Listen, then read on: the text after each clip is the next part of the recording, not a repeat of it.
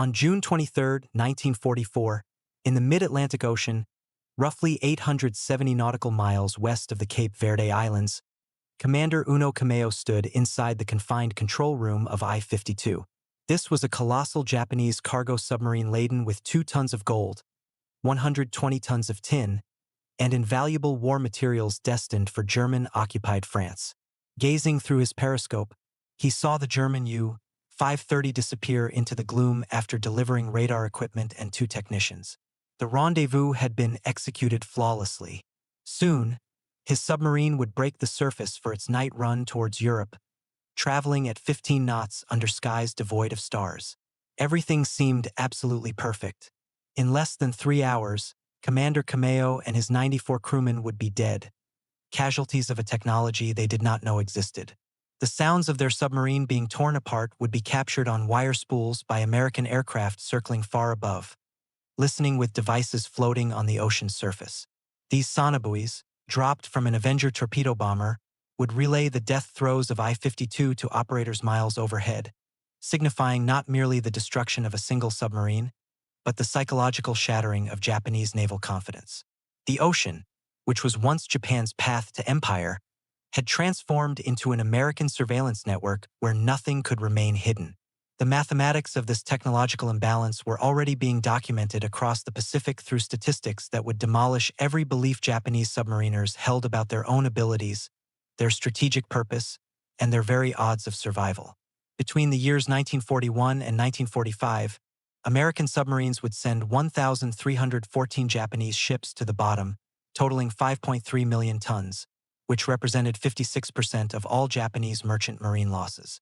In stark contrast, Japanese submarines, despite their technical sophistication and imposing size, would sink only 184 Allied ships, for a total of just 1 million tons. This disparity was not simply a matter of numbers.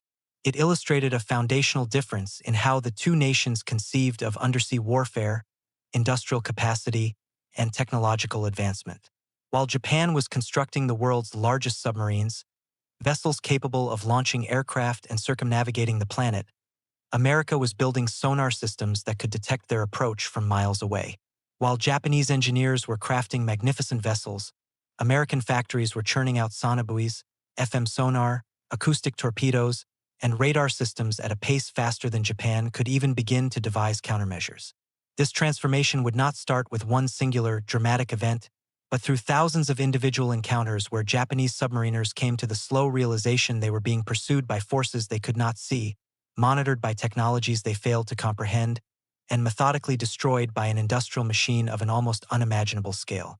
Lieutenant Commander Nukio Nambu, the commanding officer of I-401, one of Japan's immense submarine aircraft carriers, would state to American interrogators following his surrender in August 1945 that the exact moment he realized Japan had truly lost the war did not come from a specific battle. Instead, it came from listening to American radio chatter during a patrol. The casual effectiveness, the sheer abundance of resources discussed in routine messages, and the immense volume of coordinated actions across thousands of miles of ocean all indicated a level of capability Japan was simply unable to match. But for countless Japanese submariners, this understanding came through direct, harrowing encounters with American anti-submarine warfare technology, encounters that left any survivors utterly stunned and completely demoralized. The tale of how Japanese submarine crews came to grasp American technological dominance is not a story of grand battles or valiant last stands.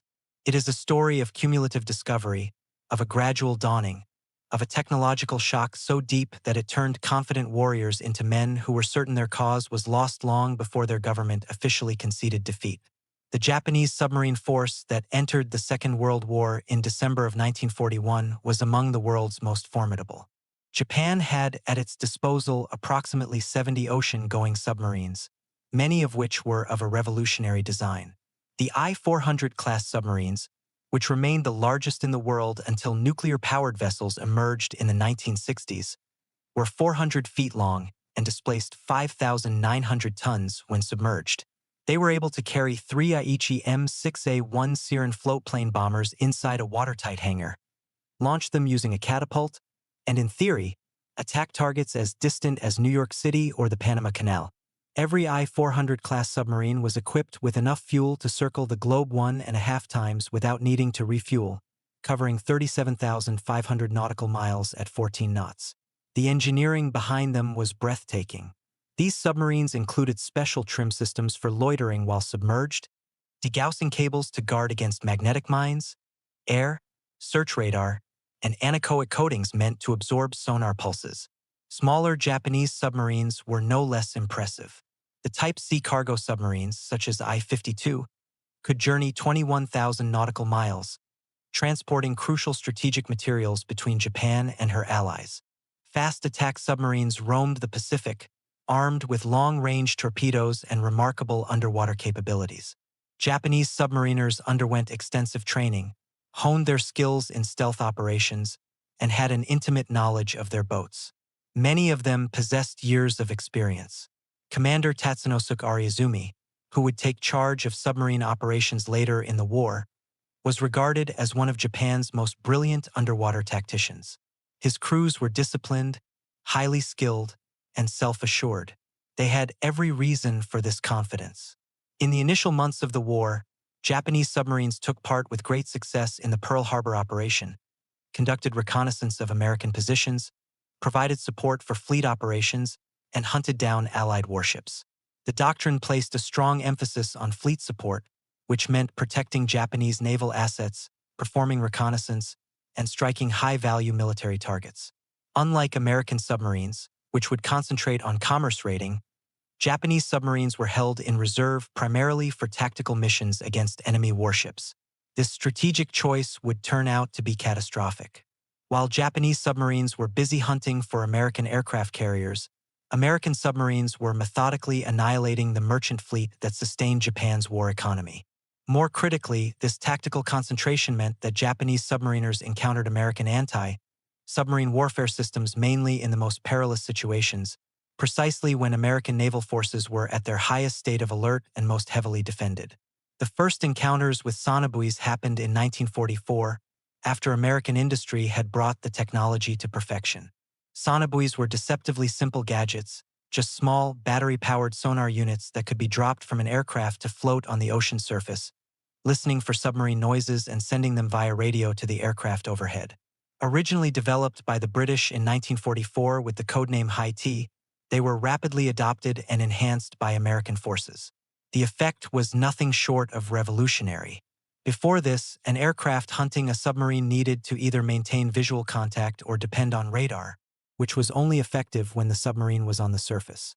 As soon as a submarine dived, it became practically invisible to aircraft. Sonobuoys changed all of that. An aircraft could deploy a pattern of 5 sonobuoys, which were color-coded purple, orange, blue, red, and yellow, thereby creating an underwater listening grid. The aircraft would then cycle through monitoring each buoy, listening for any sounds coming from a submarine's propellers, machinery, or general movement. The technology was so successful that it was made standard issue on anti-submarine aircraft all through 1944 and 1945. For Commander Uno Kameo and the crew of the I-52, the initial signs that something was amiss appeared at 11:40 p.m. on June 23, 1944. Lieutenant Commander Jesse D. Taylor's Avenger torpedo bomber, which had taken off from the escort carrier USS Bogue, picked up I-52 on its radar while she was running surfaced. Taylor released flares that lit up the enormous submarine, and then he attacked with depth bombs as the I-52 executed a crash dive. The first assault was a near miss, with explosions bracketing the submarine as it plunged deeper. What transpired next completely transformed anti-submarine warfare. Taylor dropped a purple sonobuoy into the ocean. In just a few moments, his radio operator picked up the unmistakable sound of submarine propellers being transmitted from the floating device. Taylor could now track I-52 while it was underwater, following its evasive maneuvers, anticipating its movements, and positioning his aircraft for the decisive strike. He then dropped a Mark 24 mine, codenamed Fido, which was an acoustic homing torpedo that locked onto the noise of I-52's propellers and pursued it relentlessly until it made contact. The sonobuoys recorded it all, the detonation, and the sounds of the hull breaking apart. Commander Taylor's crew listened to what they later described as crackling and crunching noises, much like a tin can being crushed. The I-52 sank to the ocean floor, 17,000 feet below, taking Commander Kameo, 94 crewmen, 14 passengers, and 2 German technicians with it to their watery graves. The sonobuoy recordings were preserved and can be found in the National Archives. They exist as thin wire spools labeled Gordon Wire No. 1 and Gordon Wire No. 2, saving for posterity the final moments of a submarine whose crew had no idea what kind of technology had just killed them. The sinking of the I-52 was a demonstration of capabilities that struck terror into Japanese submariners as the details gradually spread through intelligence channels. American aircraft could now track submarines underwater. The implications of this were simply staggering. Every single time a Japanese submarine dived to get away from an aircraft, it was not getting away at all. It was merely concealing itself from visual sight while remaining completely exposed to acoustic sensors. American hunter-killer groups, built around escort carriers like the USS Bogue, merged radar, sonobuoys, and acoustic torpedoes into integrated systems that turned submarine hunting from a matter of chance encounter into a methodical process of elimination. The task force of the USS Bogue alone was responsible for sinking 13 German and Japanese submarines between February 1943 and July 1945, employing these tactics over and over again. Japanese submariners started to report bizarre experiences. Aircraft would materialize over their diving positions with an impossible degree of accuracy. Depth charges would be dropped in precise patterns even though the submarine was hundreds of feet beneath the surface. Torpedoes would shadow their evasive actions as if they were being guided by unseen hands. They were being hunted by technologies that their own navy had not deployed, could not counter, and barely even comprehended.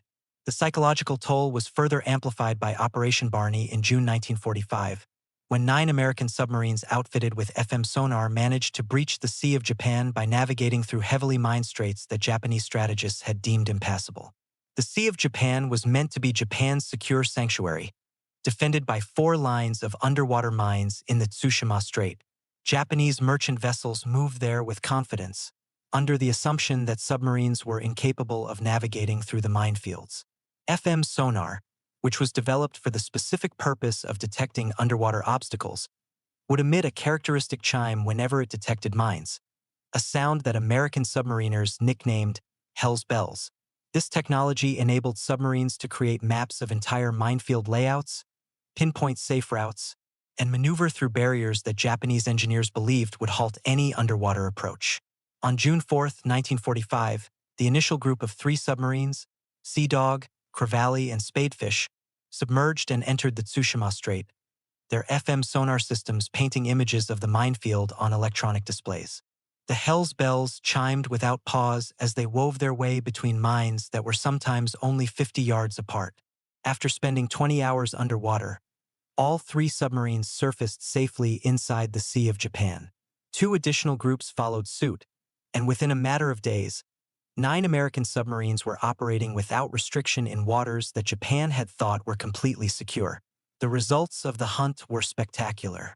Between June 9 and June 24, 1945, these 9 submarines sank 28 Japanese ships, which amounted to 54,786 tons, and this included a submarine and a destroyer. They operated with total impunity, coming to the surface at night to recharge their batteries and submerging during the day to attack shipping that assumed it was safe from any undersea threat. Japanese Naval Command was left utterly astounded. Intelligence dispatches started to pour in, detailing submarine attacks occurring within the Sea of Japan. Survivors gave accounts of American submarines operating freely, striking at will, and getting away without any trouble. The psychological impact was enormous. If American submarines were able to penetrate the most heavily fortified waters, if they had technology that could guide them through minefields that had taken years to construct, then no place was truly safe. The ocean itself had become enemy territory. Japanese submarine commanders who were operating in these waters understood the implications right away. They were being hunted by forces that had technological capabilities far beyond anything Japan could bring to bear. Every single patrol turned into a struggle for survival instead of an exercise in combat effectiveness. The technological divide was not limited to just sonar. American submarines were equipped with radar sets that could detect surface contacts at ranges of more than 20 miles in clear conditions. Japanese submarines did not start receiving radar until June 1944, and even then, it was in limited numbers and with performance that was inferior to American systems. This meant that American submarines could spot Japanese vessels long before they themselves were detected, could track targets from well beyond visual range, and could set themselves up for attacks with informational advantages that Japanese commanders were powerless to counter. American submarines also had the benefit of ultra-intelligence, the code-breaking operation that successfully decrypted Japanese naval communications. American forces had knowledge of Japanese submarine schedules, patrol zones, supply routes, and operational plans, often before the Japanese submarines even received their own orders. When this was combined with their superiority in radar and sonar, it meant that Japanese submarines were operating in an ocean where the enemy knew their location, their destination, and possessed the technology to track them every step of the way. Lieutenant Commander Nukio Nambu, who commanded the I-401, later conveyed the feeling to American interrogators as one of being constantly observed, ceaselessly tracked, and never safe, even when submerged in the vast, empty ocean. This paranoia was not without justification. It was a correct assessment of their reality. The industrial imbalance revealed itself in ways that shocked the Japanese submariners who lived to see American facilities after the surrender. While Japan struggled to keep 70 operational submarines in service throughout the war, America constructed 314 submarines between 1941 and 1945, replacing its losses faster than combat could inflict them. American shipyards were producing submarines at a rate that Japanese planners had thought was impossible. Mare Island Naval Shipyard in California, Electric Boat Company in Connecticut, Portsmouth Naval Shipyard in New Hampshire, and other facilities worked around the clock, launching fleet submarines at a frequency that Japanese yards could not even dream of matching. The submarines themselves were a testament to industrial capabilities that were beyond Japanese comprehension. American Gato and Balao-class submarines, though smaller than the Japanese giants, were manufactured with standardized components made in dozens of factories across the country. Engines, batteries, torpedoes, periscopes, and sonar systems all flowed from separate plants and converged at assembly yards in perfectly timed streams. A single Gato-class submarine was made up of approximately 140,000 parts produced by contractors in 32 different states. The supply chain never once broke down. When submarines required repairs, spare parts were on hand immediately. When submarines were lost, replacements were delivered within months. Japanese submarines that were damaged in combat frequently had to wait for weeks or even months for repairs because of parts shortages, overloaded maintenance facilities, and industrial choke points that American forces never had to deal with. The torpedo situation served as a prime example of the technological and industrial disparity. American submarines entered the war with the flawed Mark 14 torpedo, a weapon beset by issues with depth control, magnetic exploder malfunctions, and contact detonator problems. For almost 2 years, American submariners had to fight with weapons that often either failed to explode or ran at the wrong depths, passing harmlessly underneath their targets. This could have been Japan's chance to capitalize on an American vulnerability. Instead, it was the American submariners themselves who pinpointed the issues, carried out their own tests, and put fixes in place, despite opposition from the Bureau of Ordnance. By September 1943, the defects of the Mark 14 had been resolved. At the same time, the electric Mark 18 torpedo was brought into service, which left no wake and therefore gave targets no indication of an approaching attack. The Mark 24 mine, which was actually an acoustic homing torpedo with the codename Fido, could be launched from aircraft and would independently track the sounds of a submarine's propellers until it made impact. Japanese forces never managed to develop comparable weapons. Japanese torpedoes were generally dependable, but they did not offer any technological edge. More critically, Japanese industry was unable to manufacture them in quantities that came anywhere close to American production levels. American submarines went on patrol carrying 24 torpedoes. They used them liberally, confident that resupply was assured. Japanese submarines carried a smaller number of torpedoes and were forced to use them sparingly due to their limited availability. The combined effect of these technological and industrial advantages resulted in a mathematical certainty that Japanese submariners slowly came to understand. Every patrol, every encounter, and every narrow escape from American anti-submarine forces drove home the very same lesson. The ocean now belonged to America. American submarines sank an average of one Japanese ship every day throughout 1944, which was the peak year of their campaign. In that 1 year alone, 492 Japanese merchant vessels, amounting to 2,387,780 tons, were destroyed by submarine attacks. Japanese submarine construction was incapable of replacing the vessels that were being lost.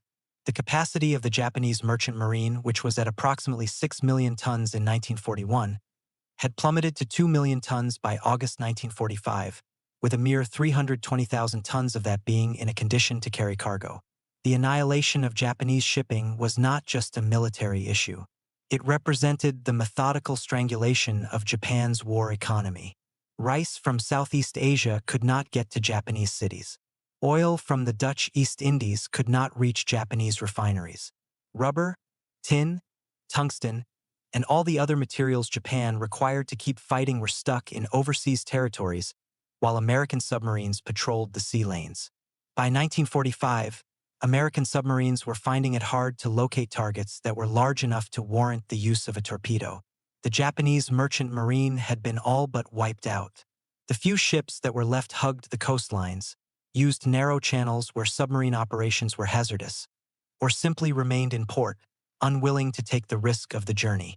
Japanese cabinet ministers would later admit to the Diet that the primary cause of their defeat was the loss of shipping, acknowledging that American submarines had done more to achieve victory than any other single weapon system. For the Japanese submariners who made it through the war and saw American operations up close after the surrender, the technological revelations were nothing short of devastating. Captain Ariazumi, the developer of the I-400 submarine program and one of Japan's most seasoned submarine officers, took his own life aboard the I-401 rather than endure surrender. He understood what many Japanese naval officers were just starting to accept, that Japan had gone up against an industrial power whose technological capabilities far surpassed anything that Japanese planners had ever imagined.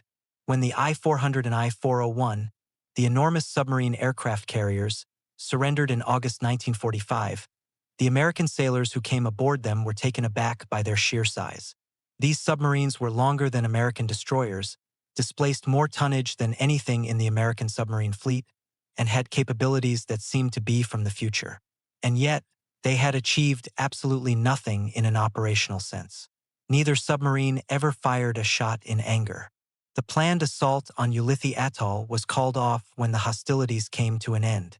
The proposed strike on the Panama Canal never materialized. These magnificent vessels, which were the product of thousands of hours of engineering work and scarce industrial resources, made no contribution to Japan's war effort, precisely because American technological superiority rendered their missions impossible. They were unable to reach their targets without being detected. They could not operate with any degree of safety in American, controlled waters. They could not survive the hunter-killer groups, the sonobuoys, the radar, the acoustic torpedoes, or the systematic anti-submarine warfare systems that American forces had perfected. The American examination of captured Japanese submarines uncovered both impressive engineering and critical flaws. The hulls were not as robust as German or American designs, which limited their safe diving depth. The submarines were easy to pick up on sonar, as their large size and method of construction created acoustic signatures that American sonar operators could spot from miles away. They were without radar until very late in the war. They had nothing comparable to the American FM sonar for mine detection. Their anti-aircraft defenses were insufficient against the American aircraft that hunted them with ever-increasing effectiveness. Most critically, Japanese submarines were missing the integrated fire control systems that made American submarines so lethal. American submarines employed target data computer systems that would automatically calculate firing solutions, taking into account the target's course, speed, range, and the characteristics of the torpedo. Japanese submarines had to rely on manual calculations that took more time, were more prone to error, and put the submarines at greater risk during their attack approaches. The technological gap was not a subtle one. It was profound and all-encompassing, touching every single aspect of submarine operations. The human price of this technological inferiority was staggering. Japan lost 130 submarines during the war, which represented approximately double the percentage loss rate of American submarines. Out of the 70 submarines Japan had in December 1941, plus those constructed during the war, the majority were destroyed by American anti-submarine forces using the very technologies that Japanese submariners had grown to fear: sonar, radar, aerial attack, depth charges, and methodical hunter-killer operations. Approximately 10,000 Japanese submariners lost their lives during the war, a casualty rate of over 70%. Submarine service, which was at first thought of as prestigious and honorable, came to be seen as a death sentence by the end of the war. Young men who were assigned to submarine duty knew that they were unlikely to survive. Families grieved for their sons as they left for submarine training, fully aware of the statistical odds against them. The Japanese submarine force, which had started the war with confidence and pride, ended the war as a broken branch of a defeated navy, with its survivors demoralized and its capabilities rendered useless by technological inferiority. The psychological transformation of Japanese submariners was similar to the experience of German POWs in America, but it took a different course. Whereas the German prisoners saw American abundance and prosperity with their own eyes, Japanese submariners felt American technological superiority through deadly encounters at sea. Both groups came to the same conclusion, though through different forms of evidence. Japan and Germany had challenged nations whose industrial and technological capabilities were far beyond anything the Axis powers could ever hope to match. For the Japanese submariners who surrendered in August 1945, the proof of American superiority was overwhelming and impossible to deny. They were brought onto American submarines and shown technology they had never laid eyes on before. They were given tours of American naval facilities and saw for themselves production capabilities that made it clear why American forces never seemed to be short of anything. They saw the very sonobuoys that had hunted their comrades. They inspected the FM sonar that had enabled American submarines to slip through minefields. They studied the radar systems that gave American submarines eyes that could see beyond the visual horizon. They handled the acoustic torpedoes that had been responsible for destroying so many Japanese submarines. Lieutenant Commander Nambu, after being taken aboard the USS Segundo following the surrender of the I-401, was given a tour of the American submarine by its commander, Lieutenant Commander Stephen L. Johnson. Nambu looked at the Segundo's radar, her sonar systems, her fire control computer, and her torpedo loading mechanisms. Everything was more advanced than the equivalent Japanese systems. More importantly, everything worked dependably. The equipment did not break down. The systems performed as they were designed to. The American submariners operated their boat with a casual self-assurance that stemmed from knowing their technology was superior and that their support was guaranteed. Johnson's crew had made it through 9 war patrols, sunk Japanese vessels, evaded enemy anti-submarine forces, and fully expected to survive the war. Japanese submariners had no such confidence. They operated with the knowledge that American technology could find them, track them, and kill them. The psychological weight of this was immense. Nambu later informed interrogators that the moment he knew Japan had lost was not when he learned about Hiroshima or Nagasaki, but months beforehand when he was monitoring American radio traffic and heard the casual efficiency with which American forces were coordinating operations across thousands of miles of ocean. The sheer scale of American operations, the abundance of resources mentioned in routine communications, and the technological sophistication hinted at in everyday procedures all pointed to capabilities that Japan simply could not equal. The evidence kept piling up in the months following the surrender. Japanese submariners were taken to American bases in Japan, like Sasebo, where captured submarines were being studied, and to Tokyo Bay, where the surrender ceremonies took place with American submarines prominently on display. Vice Admiral Charles A. Lockwood, the commander of the submarine force in the Pacific, made a point of having his flag hoisted aboard the I-400 and I-401 during the surrender ceremony on September 2, 1945, which was held aboard the USS Missouri. The symbolism could not have been clearer. American submarines had vanquished Japanese submarines through a combination of technological and industrial dominance. When the I-400 and I-401 were transported to Hawaii for a thorough examination by American naval engineers, Japanese crew members went with them as technical advisors. They observed as American engineers methodically disassembled their boats, taking photographs of every component, measuring every dimension, and documenting every system. The Americans were meticulous, professional, and were impressed by certain aspects of the Japanese engineering. However, they were not intimidated. American engineers had seen these submarines and they understood them. They had defeated them not through better seamanship, but through superior technology that was deployed with an overwhelming industrial capacity. The final revelation arrived when the I-400, I-401, and other captured Japanese submarines were taken out to sea off the coast of Hawaii and intentionally sunk as target ships in the middle of 1946. This decision was partly influenced by Soviet demands to inspect the submarines. American forces were unwilling to let Soviet engineers study Japanese submarine technology, so they chose to destroy it. But the symbolism of this act resonated deeply with the Japanese submariners who heard about the decision. Their finest submarines, vessels that were the pinnacle of Japan's technological achievements, vessels that could carry aircraft across the Pacific and attack American cities, were casually destroyed by forces that no longer even needed them for study. American submarine technology had progressed beyond anything that the Japanese boats could teach them. The vessels that had once been a symbol of Japanese naval might were now reduced to mere target practice, their destruction barely even a footnote in American records. For the Japanese submariners, the message was unmistakable. Japan had built impressive submarines, but America had built technology that had rendered them obsolete. The ocean had never really been Japan's. It had just taken some time for American technological and industrial superiority to fully assert itself. The lessons that were learned by the Japanese submariners spread throughout post-war Japan as the survivors came home and recounted their experiences. Many of them wrote memoirs in which they described their shock at the level of American technological capabilities. Others delivered lectures to the personnel of the Japanese Self-Defense Force about the critical importance of technological parity in modern warfare. The submarine veterans associations that were established in the 1950s and 1960s put a heavy focus on understanding what had gone wrong and why Japan's submarine force had accomplished so little despite its impressive engineering. The conclusions they reached were unanimous. Technological inferiority, industrial weakness, and strategic misuse had sealed the fate of the Japanese submarines from the very beginning. No amount of bravery, skill, or resolve could overcome the fundamental imbalance in capabilities. American submarines operated with technological advantages at every single level, including detection, fire control, communication, navigation, and logistics. Japanese submarines, no matter how well designed or skillfully operated, were fighting from a position of permanent disadvantage.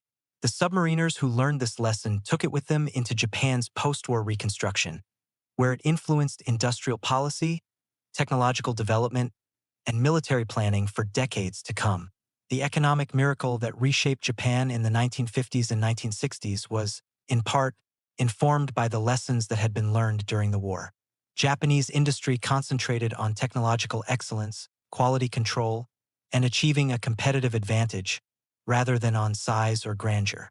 The I-400 submarines had been impressive, but they had also been ineffective. Post-war Japan constructed smaller, more reliable, and more technologically advanced products. The focus shifted from creating impressive individual feats to building integrated systems that performed reliably. Sony, Toyota, Honda, and other Japanese companies that rose to become global leaders learned from the military failures of the war. They understood that technological superiority demanded not just good ideas, but also complete systems, dependable production, quality assurance, and a commitment to continuous improvement. Former Japanese naval officers, including submarine veterans, accepted positions in these companies and had an influence on their development. The lessons of American technological superiority during the war profoundly shaped post-war Japanese industrial philosophy. The transformation reached its completion when the submarines of the Japan Maritime Self-Defense Force began to integrate American technology in the 1960s and 1970s. Japanese submariners trained with American instructors, learned American tactics, used American sonar systems, and operated boats that were designed with American assistance. The former adversaries became allies, brought together by a shared understanding that technological excellence and industrial capacity are what determine the outcomes in modern warfare. For the Japanese submariners who had lived through the war, this transformation was a validation of their post-war assessment. Japan needed to match American technological capabilities, not just look on from a position of inferiority.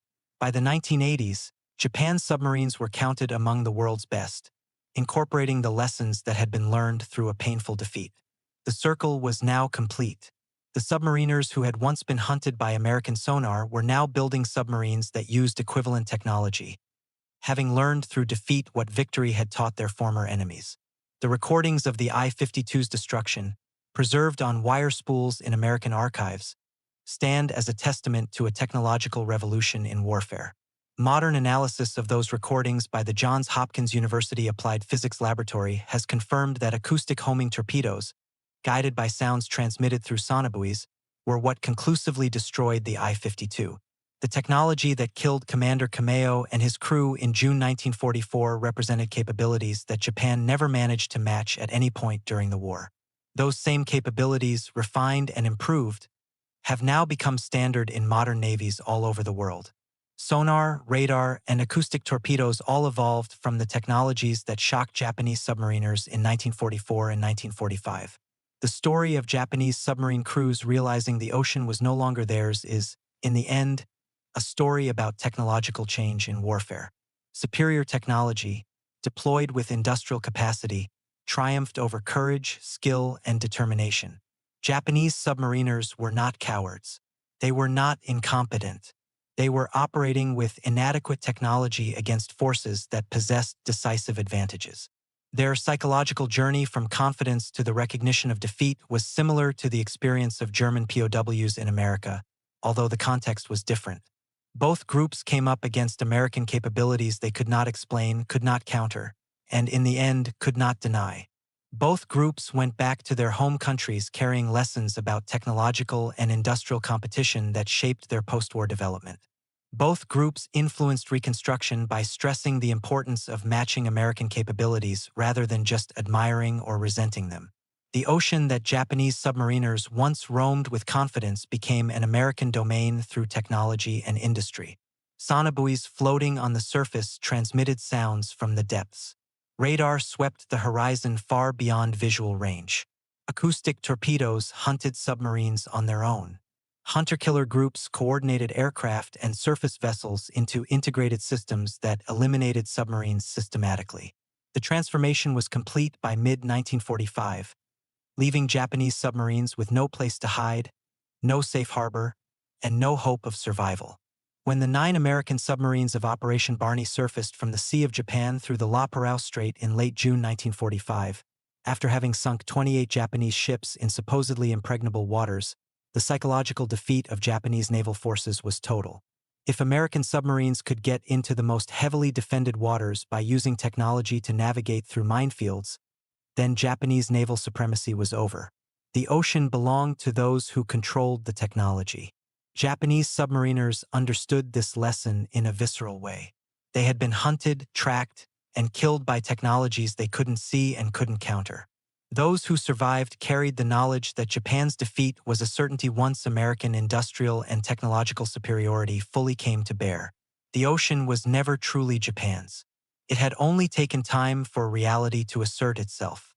American sonobuoys, radar systems, acoustic torpedoes, and industrial capacity had completely transformed submarine warfare. Japanese submariners, no matter their skill or courage, were operating in an environment where the enemy held decisive technological advantages. This realization came slowly, through an accumulation of encounters, close calls, and reports from other submarines. By 1945, it was a universal understanding among the survivors. The ocean was no longer theirs. It belonged to the nation that had built the technology to control it. America had won the undersea war not through superior seamanship, but through superior science, engineering, and industrial capacity. This legacy continues to shape modern naval warfare. Sonar is still fundamental to submarine operations. Acoustic torpedoes are standard weapons.